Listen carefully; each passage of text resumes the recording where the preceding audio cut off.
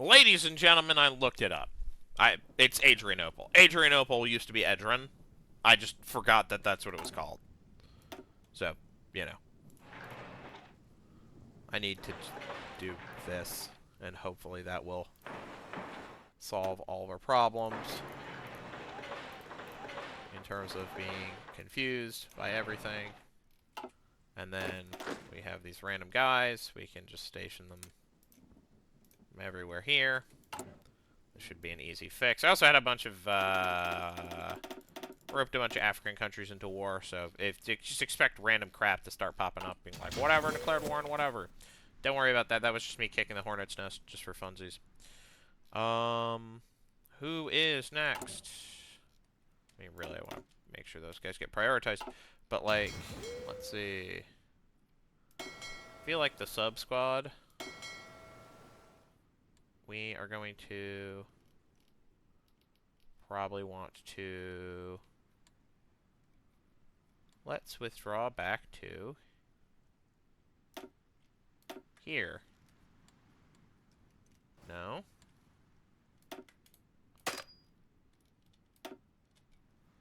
We're moving into Newfoundland? Alright, whatever. Newfoundland it is.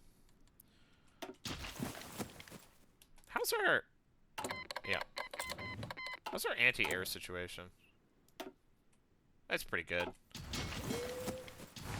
How's our... Yeah, we're fine. Alright. What I really want is... You guys can just join here. What I really want is... a strike force situation. Don't necessarily need to go here. Maybe the mid-Atlantic gap, I guess. We can do that. That's fine.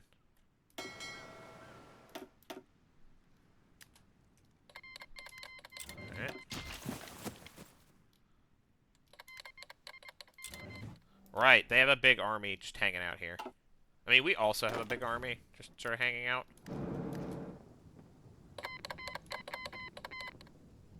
I love it when everything gets super laggy.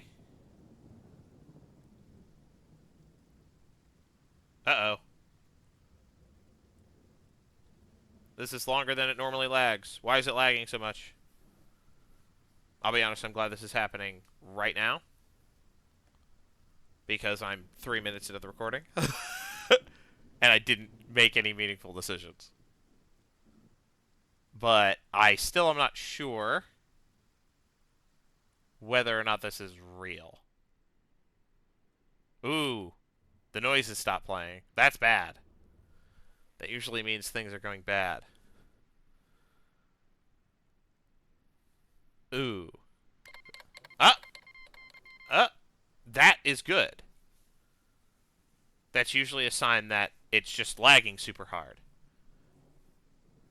Perhaps I shouldn't have involved all those African countries in those wars.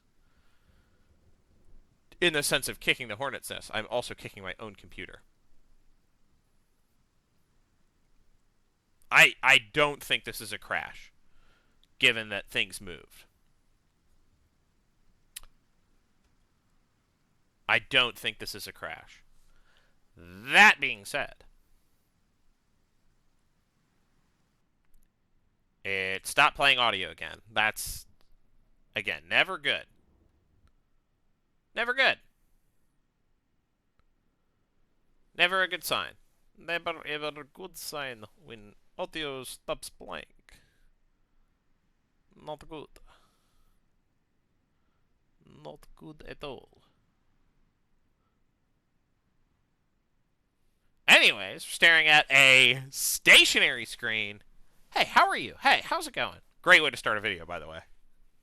Just awesome stuff. Oh, I don't know why it's lagging so bad. There's the escape. We're going to finish waiting for the menu to pop up. It's sort of in a ghost mode. It's going ghost. Do you want to figure it out? Do you want to figure it out? Are you good? Are we good? Did you get there? Are we there yet? Are we there yet? Are we there yet? Are we freaking there yet? Come on. Come on! I'm just gonna start audiobooking. I'm gonna just. I have the Guns of August. I'm just gonna start reading from the Guns of August. This is a violation of copyright. Did we get there? Nope, we're still confused. Chapter 1. A funeral. So gorgeous was the spectacle on the May morning of 1910, when 9 kings rode in the funeral of Edward the Seventh of England, that the crowd waiting in hushed and black-clad awe could not keep back gasps of admiration. In scarlet and blue, green and purple, 3 by 3, the sovereigns rode through the palace gates, with plumed helmets, gold braid, crimson sashes, and jeweled orders flashing in the sun. After them came 5 heirs apparent, 40 more imperial or royal highnesses, 7 queens, 4 dowager, 3 regnant, and a scattering of special ambassadors from uncrowned countries.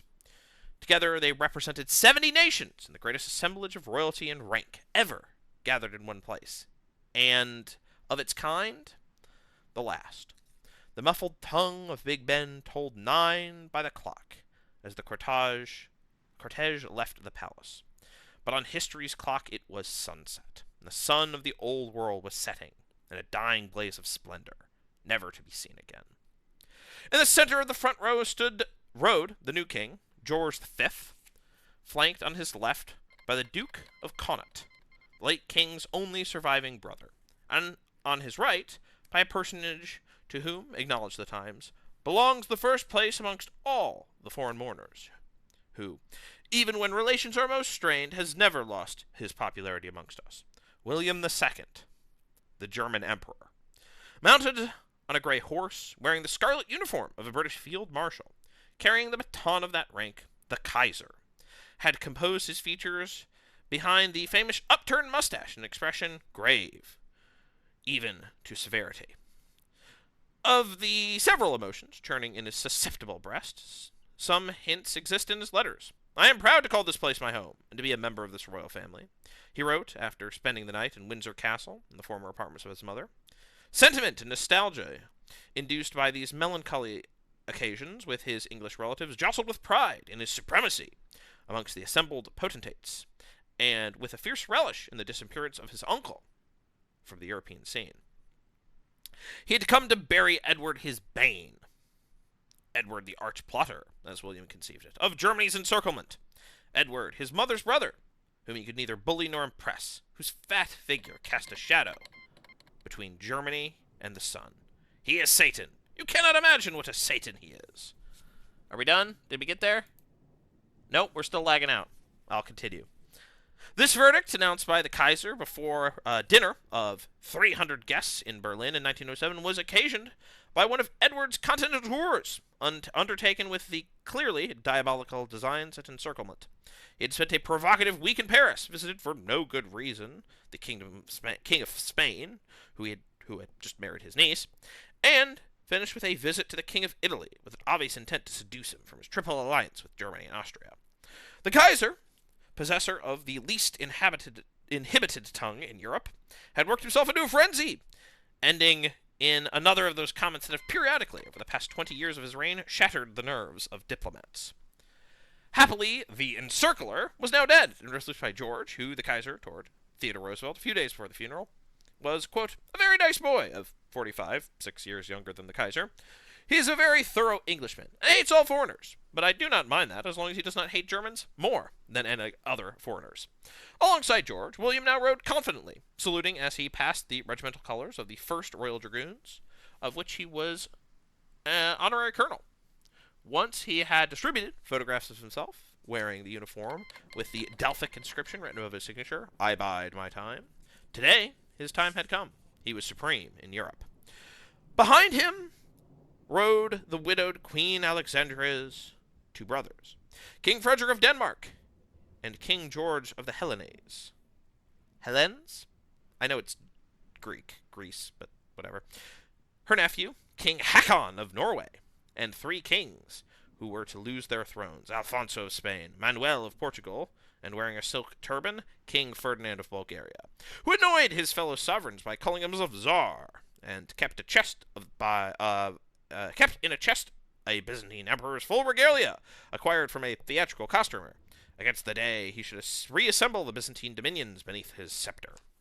Dazzled by these splendidly mounted princes, as the Times called them, few observers had their eyes on the ninth king, the only one amongst them who was to achieve greatness as a man.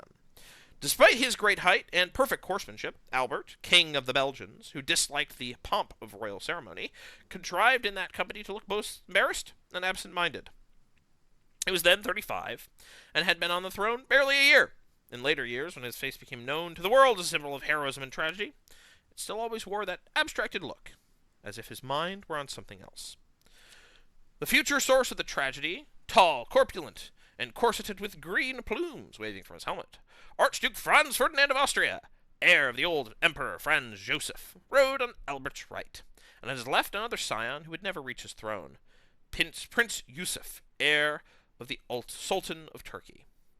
After the kings came the royal highnesses, Prince Fushimi, brother of the Emperor of Japan, Grand Duke Michael, brother of the Tsar of Russia, and the Duke of Aosta in bright blue with green plumes, the brother of the King of Italy, Prince Karl, brother of the King of Sweden, Prince Henry, consort of the Queen of Holland, and the crown princes of Serbia, Romania, and Montenegro. The last, Prince Danilo, an amenable, extremely handsome young man of delightful manners, resembled the merry widow's lover in more than name, for, to the consternation of British functionaries, he had arrived the night before, accompanied by a charming young lady of great personal attractions, whom he had introduced as his wife's lady-in-waiting, the explanation that she had come to London to do some shopping. Are we done yet? Did we figure it out? No, we're still lagging it out. Amazing. I'm going to keep going with the Guns of August. A regiment of minor German royalty followed.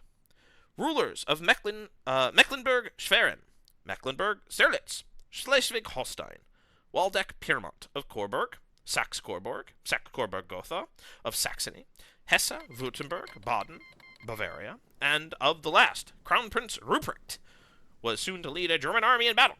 There was a Prince of Siam, a Prince of Persia, 5 princes of the former French House of Orleans, a brother of the Khedive of Egypt,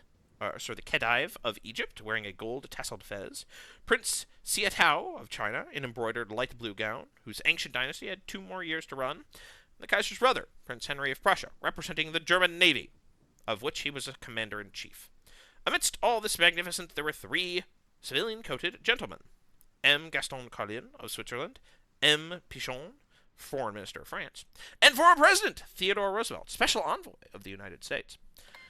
Edward, the object of this unprecedented gathering of nations, was often called the Uncle of Europe, a title which, insofar as Europe's rulers' houses were meant, could be taken literally. He was the uncle not only of Kaiser Wilhelm, but also, through his wife's sister, the Dowager Empress Marie of Russia, of Tsar Nicholas II. His own niece, Alex, was Tsarina. His daughter Maud was the Queen of Norway. Another niece, Ina, was Queen of Spain. A third niece, Marie, was soon to be Queen of Romania. The Danish family of his wife, besides occupying the throne of Denmark, has mothered the Tsar of Russia and supplied kings to Greece and Norway.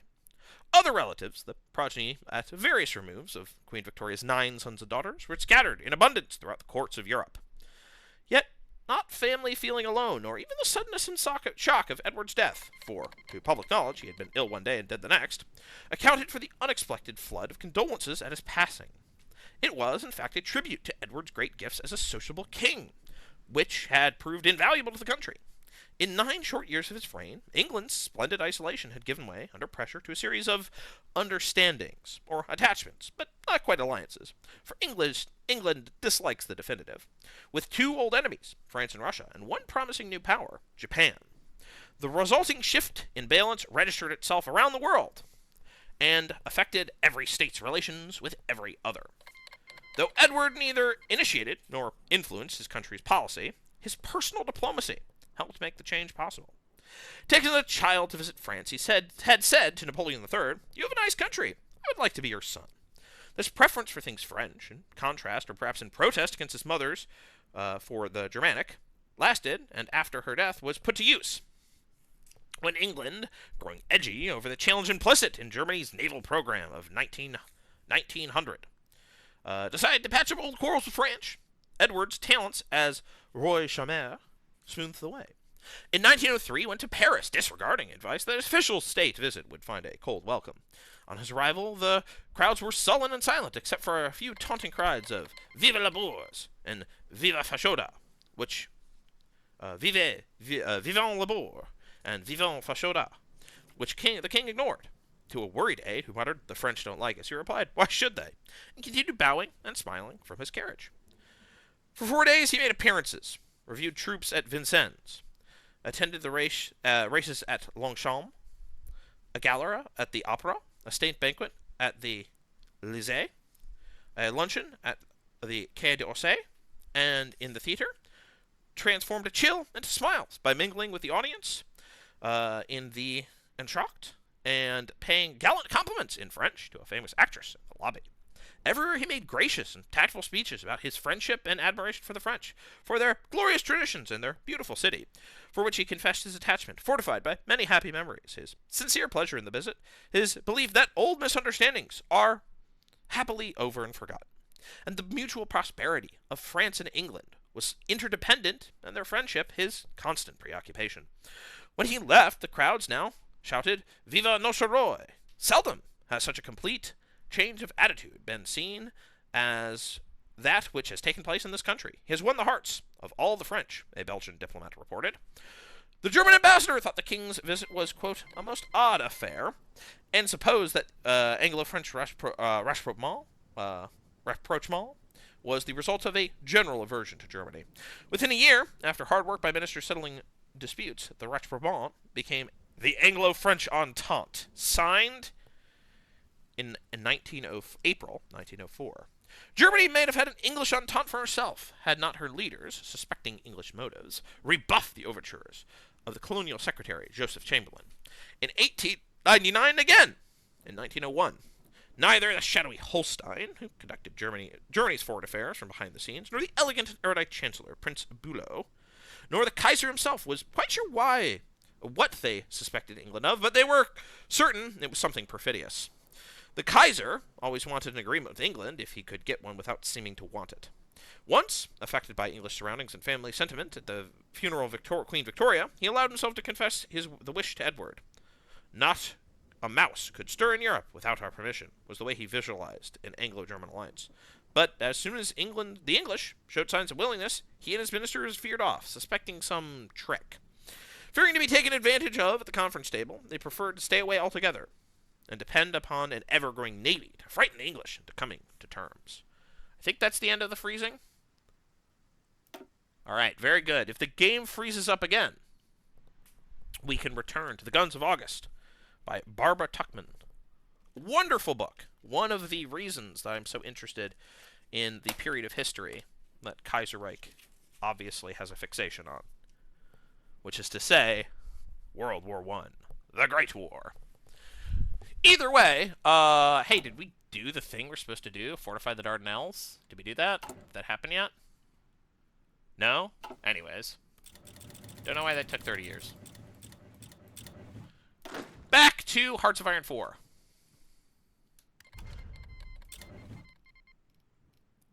What's happening? Okay.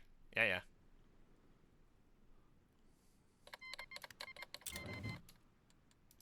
A button! Small planes, medium planes, ground attack, naval targeting, air attack, and agility. We're mostly doing bombers, so let's just ignore that and continue to move on. Anyways.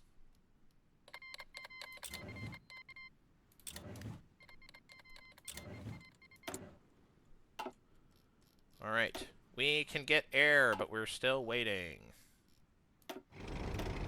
We are still waiting. We are still waiting, and we are still waiting. Do we want another land facility? We want another cycle of facilities? Maybe a naval facility?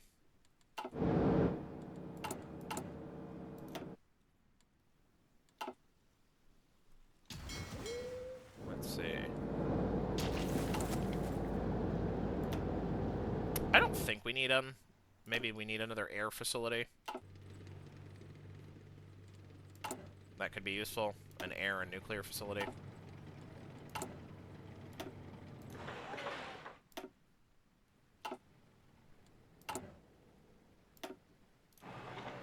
Maybe a land warfare facility.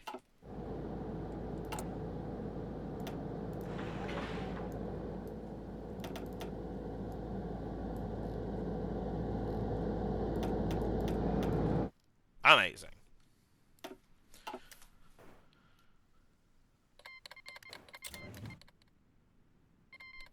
Did we do it? Are we doing it? We currently have 46. Capital ships.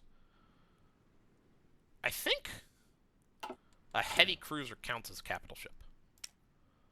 Maybe we should start making heavy cruisers? Do coastal defense ships count as capital ships? I don't really know. Yeah, we probably should just, go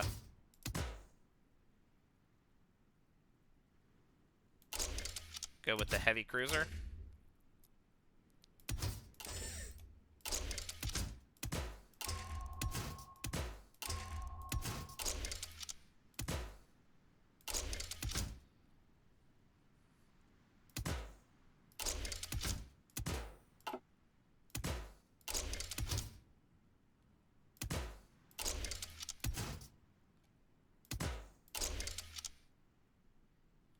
That's pretty slow.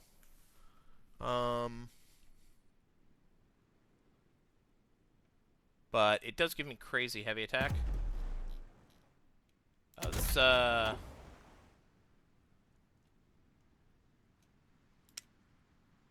there's an advanced cruiser here. This thing should be that. And it should also no longer be obsolete. There we go. Yeah. Perfect.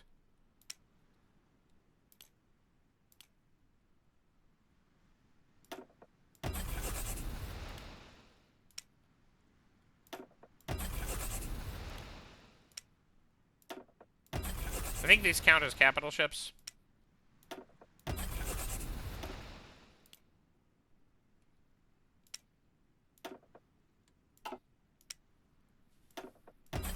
If we're at 46, then...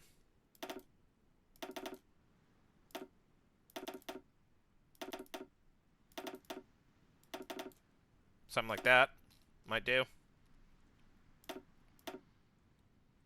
Anyways...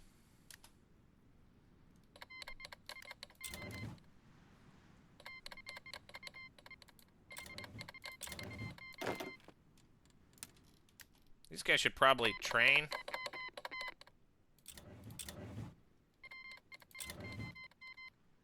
I try to keep the episode going because I spent 15 minutes of it just reading from the Guns of August.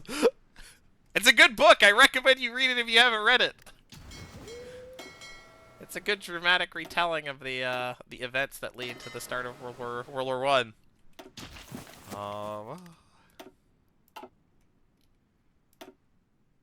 Okay.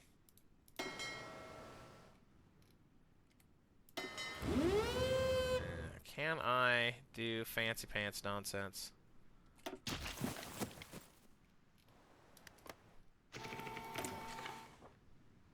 Oh boy, secret procurement, huh? Here's what I'll actually do. These guys should go down.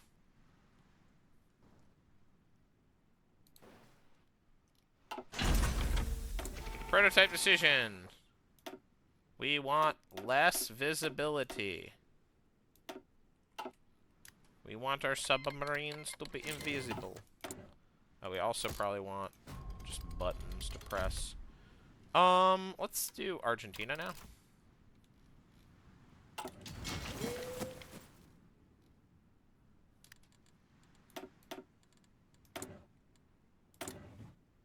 We don't have axial jet engine yet. Serbia will never forget its heroes.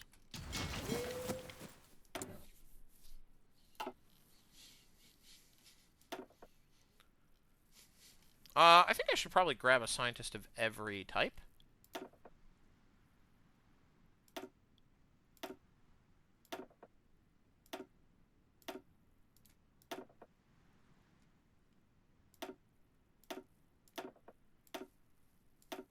Just to have spare. Helicopter Recon Company. I guess I'll do Signal Company. Might as well. I don't know if those guys are any good, but, yeah.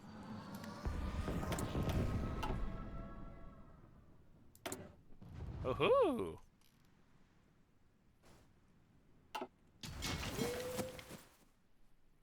Oh, naval engineering, huh? Alright, we are beginning to do things. Uh-oh. It lagged out again for some reason. Why is it doing that? That's really weird.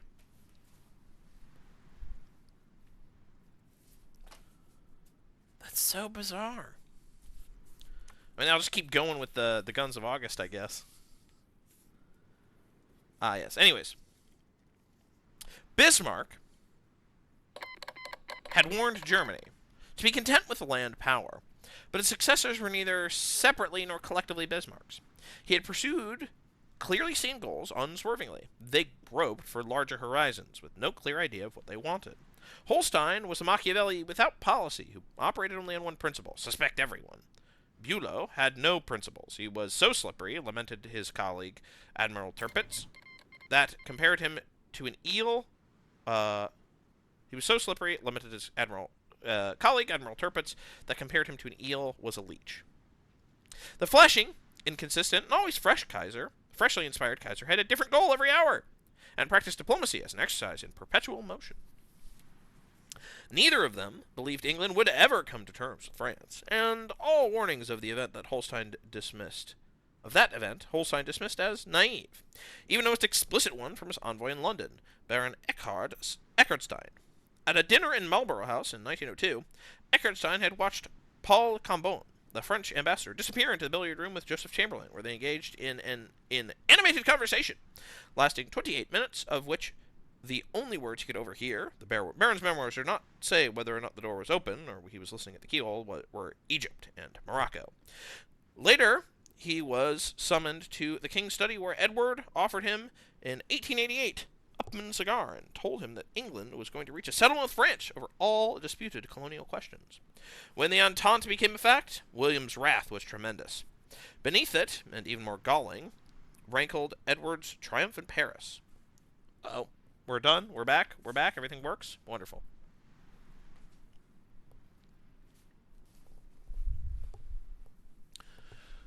Very good.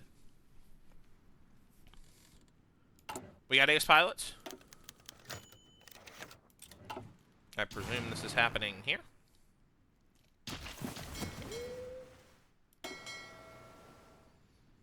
What would happen if I patrolled?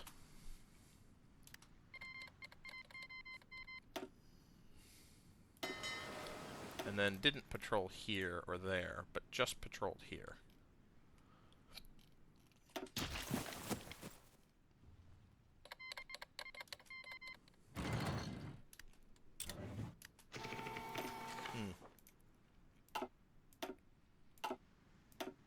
We will sink their destroyer fleets.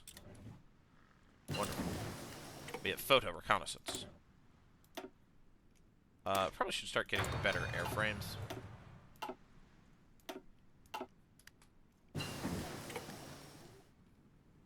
Ah, that's where the rest of my fleet are. Just hanging out over here.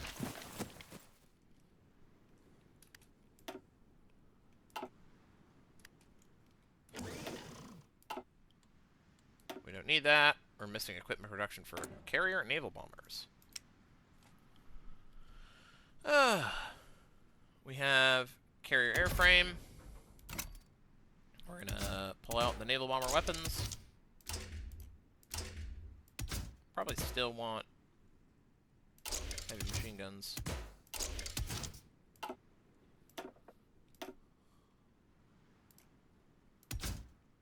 we probably want air-to-ground radar. There we go. Sounds good. We'll produce one of those.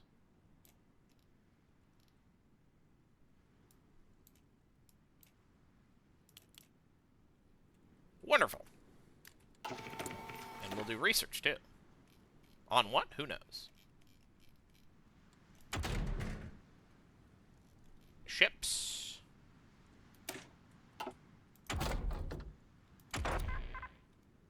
Fortifications? Let's do fortification. Might as well. We are sinking destroyers, which is nice.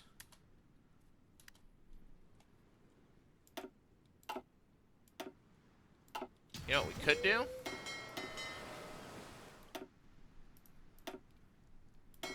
Bring on the submarines. There we go.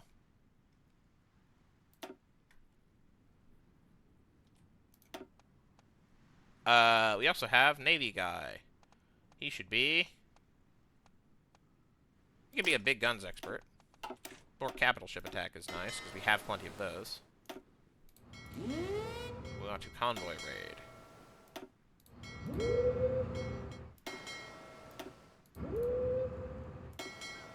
going to convoy raid in the same areas.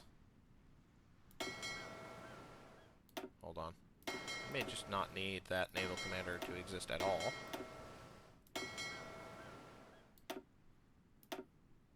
There we go. Our clones are very impressive.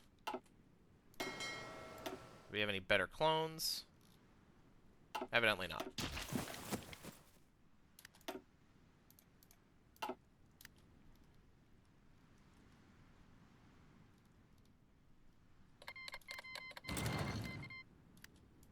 Okay, we sunk another American destroyer squad.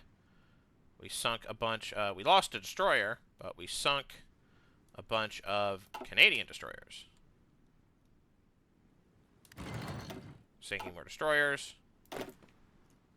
We probably could prepare for a naval assault relatively soon.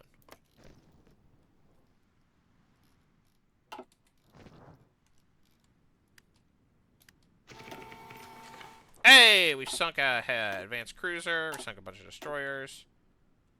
We sunk a pair of cruisers. We sunk a bunch of destroyers.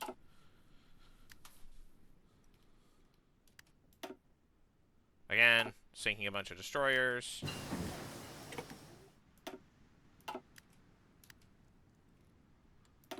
Lots of good stuff is happening. East Africa wants to resupply ships in my port. Whatever.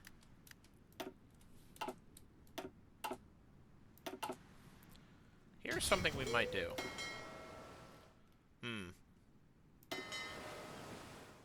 Yeah, we can't really do anything further south, but that's okay.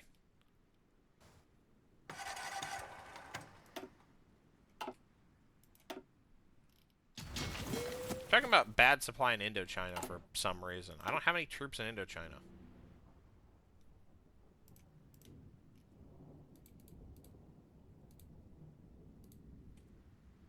Whatever. Connect those two and... supply being bad here. Can I do a naval supply hub?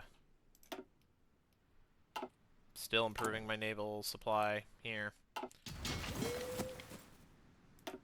Now I'm losing convoys to American submarines. That'll happen. Wow, we are just thinking loads of American and Canadian stuff. This is all very good. We like to see it. Okay, the American Navy is out in force. This is a battle with the American Navy, it would seem. And it seems to have gone inconclusively, except, no it didn't. Holy crap, we sunk 4 battleships. We sunk a carrier. And took a bunch of frickin' damage. Yeah, I'll take some German airplanes. Hey, coastal defense ships are way better at anti-air and light attack. That's not actually that useful, but sure. And we sunk the rest of their navy. Wonderful.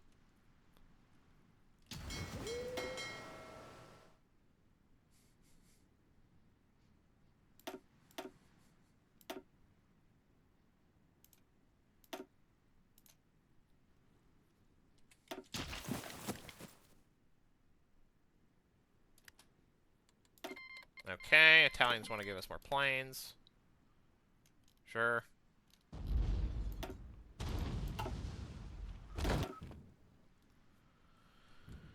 Alright, with that, I am going to declare an end to this episode. Because at least we have had, like, we are beginning to achieve decisive victories over the American Navy. Which is nice. I like it when we achieve decisive victories. Alright, I will see you in the next episode. Bye-bye!